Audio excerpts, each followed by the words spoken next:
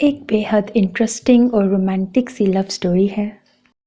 हमारा आज का नॉवल एक काफ़ी इंटरेस्टिंग स्टोरी है। हीरोइन हीरो की भाभी होती है, उससे 4 साल छोटी होती है। हीरो अपनी किसी और कज़न से इंगेज्ड है, जबकि हीरोइन का निकाह हीरो के बड़े भाई से हो चुका है, जो कि डॉक्टर है और आउट ऑफ कंट्री में होता है। हीरोइन के पेरेंट्स की डेथ हो जाती है, जिसकी वजह से रुखसती से पहले ही वो उसको अपने घर ले आते हैं। हीरो की खाला की बेटी होती है आई गेस वो। तो उनकी डेथ के बाद हीरो की मदर उसको अपने पास ले आती हैं, क्योंकि बहू तो वो होती है उनकी।